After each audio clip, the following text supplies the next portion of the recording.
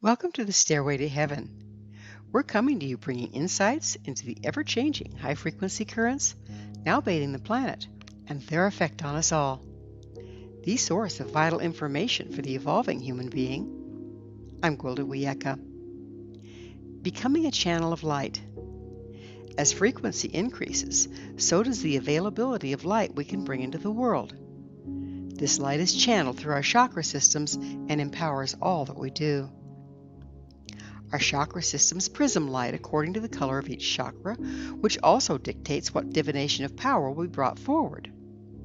As an example, orange will support our sense of self, while yellow moves our will into the world.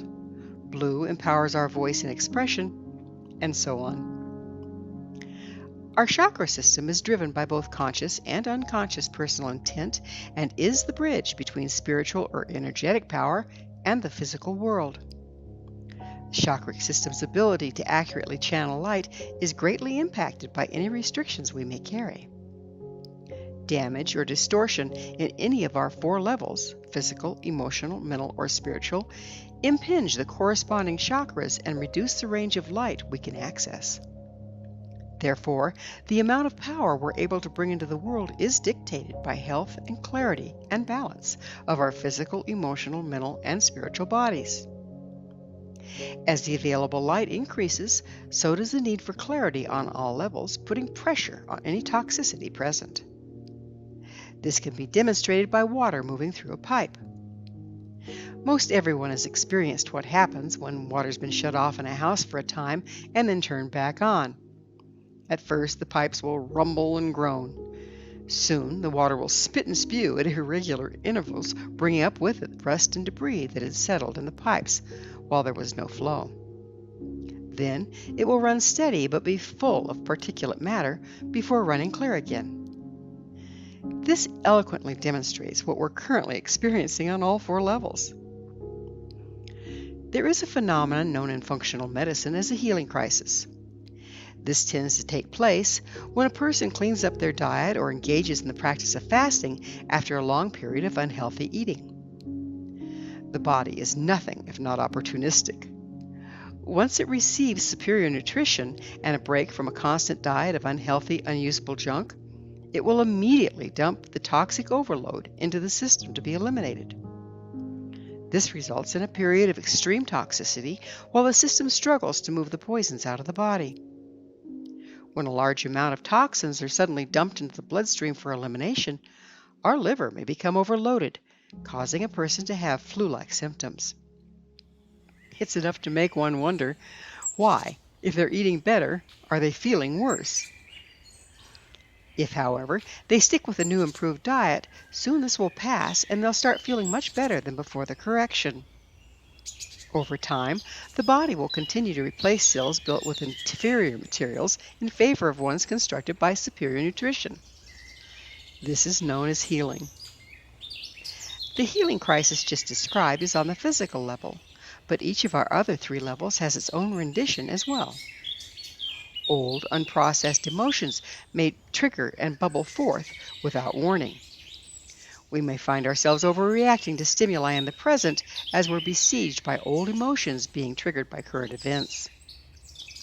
Mentally, we may become increasingly aware of negative thought forms, belief systems, and internal messaging. This negativity may have always been there, but it becomes more noticeable with the increasing light. Spiritually, we may notice our intention and energetic awareness increasing. At the same time, we become more conscious of and sensitive to the atrocities that have become commonplace in our world. As a result, we may find some environments and their corresponding frequencies intolerable, where before we were mostly oblivious to it. For generations, we've lived with diminished light. Now we're being bathed with rapidly increasing luminosity, necessitating detoxification. One can try to lock down and avoid the process, but this is much like trying to hold back the tide. One might be marginally successful for a time, but eventually the tide will come in, regardless of our resistance to it. The key to moving beyond the dreaded healing crisis is to aid the process by supporting our system on all levels as we undergo the necessary clearing. Physically, we need to clean up our act. Believe it or not, nature knows what it's doing. Anything that's not as nature intended has become imbalanced and compromises our personal health and well-being. Eating foods that are as close as possible to what nature provides is a great starting point. Fresh, organic, non-GMO fruits and vegetables still contain life and therefore support life. The further we get away from their natural form through processing and preserving, the less life they carry. Soon we're in a situation of diminishing returns, whereby it takes more personal frequency to digest and detoxify our food than any energy we may glean from it.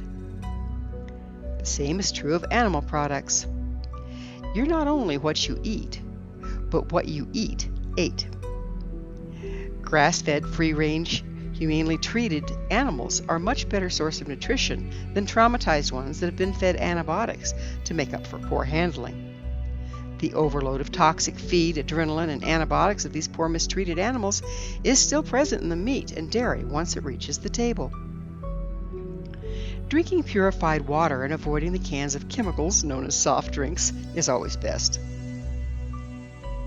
To better accommodate our bodies, it's good to pay attention to our blood type and ancestry when making food choices. For example, Europeans usually are supported by dairy products, while it may prove problematic for those of Oriental descent.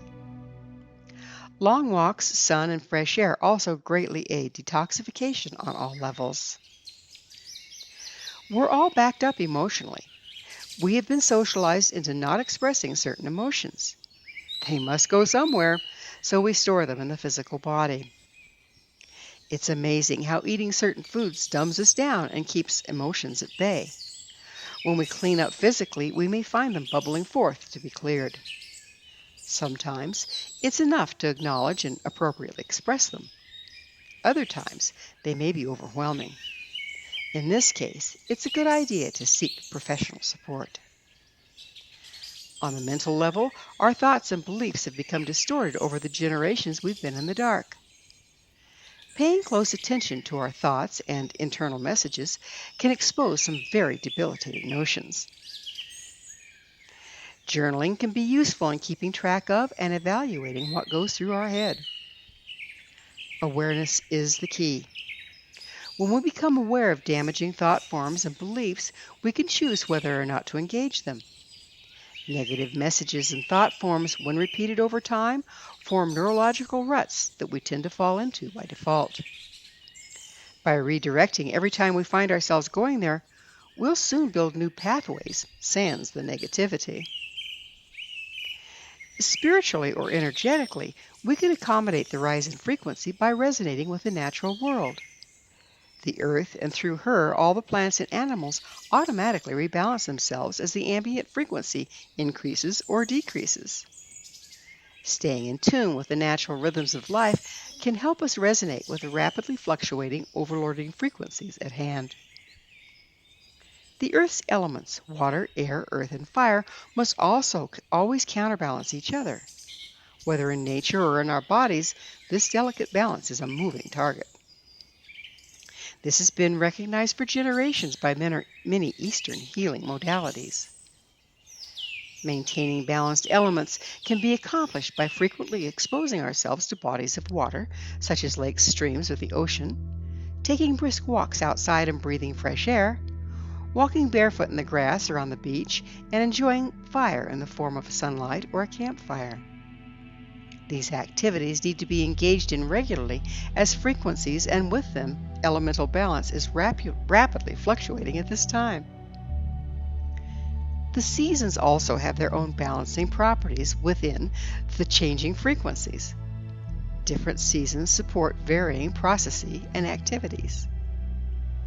Spring is a great time to fast and purify our bodies on all 4 levels. We can do a physical fast. We can also mentally fast from media, emotionally fast from negativity, and spiritually fast from low-frequency things and places. It's also advised to use this time to clean and organize our environments, preparing for new growth. Summer supports growth and rebuilding on all levels. It's the time of bringing what's formed in the ethers of our imagination into the physical world. Fall is a time of discernment. It's the season to harvest and store what we've grown in preparation for the return of winter. As we harvest, it's important to let go of what no longer serves to be composted, broken down to its constituent parts to be repurposed in the spring. Winter is a time of being still and moving inward. Taking advantage of the dark season can help one access and explore the hidden corners of our psyche, thus granting us greater self-awareness.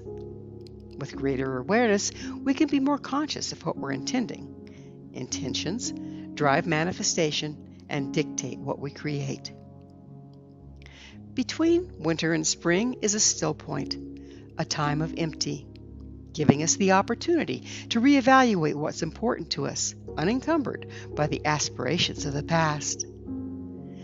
This facilitates clarifying our intent for the upcoming times of planting and growth. By paying attention to the seasons, our ability to manifest is greatly enhanced, regardless of the ambient frequency. But during times of increased frequency, everything is accelerated, leaving less room for error. For instance, if we're not conscious of letting go of what no longer serves, we become burdened by it, taking away from the energy we have available to put towards creating anew. It also does not leave room for the new things we have intended to move into our lives. Times of higher frequency require the ability to change directions rapidly. Thus, they have no tolerance for hoarding, as we need to stay unencumbered and light on our feet. Fortunately, we can engage activities supported by different seasons any time of the year. For instance, it's not necessary to wait until spring to start new projects. If we understand the principles, when we choose to initiate something, we can focus on the energy of spring at any time of year. If we make a point of aligning and cooperating with the seasons, we embody them, making their frequency available to be used at any time.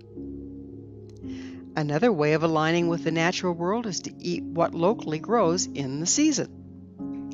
This would involve fresh greens in the spring, seasonal fruit and vegetables in the summer, squash and apples as they become available in the fall, and fruits and vegetables that can be stored, such as apples, winter squash, carrots, and grains during the winter. Though these guidelines can be extremely helpful as we undergo the evolutionary process, it's important not to beat ourselves up with them. If we guilt ourselves over not doing all the things we know will support us, we're missing the point altogether. Guilt is low frequency and thus detrimental. It's also counterproductive in the extreme. If we allow ourselves to go into guilt for not following some of the guidelines, in effect, we undo all the good from the ones we have managed to incorporate. Perfection is not the point. The goal is to increasingly rejoin the natural ebb and flow of life. It's not about doing it all, but every little thing we do to support our frequency clears the way to rejoining the circle of life. The more we're one with all that is, the more we're supported by the way life works. Be gentle with yourself and others as we undergo this amazing but challenging transition.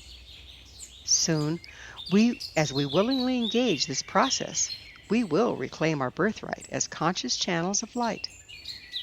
By channeling light into the world, we gain the power and vision to be where we need to be, doing what we need to be doing at the perfect moment to manifest our dreams.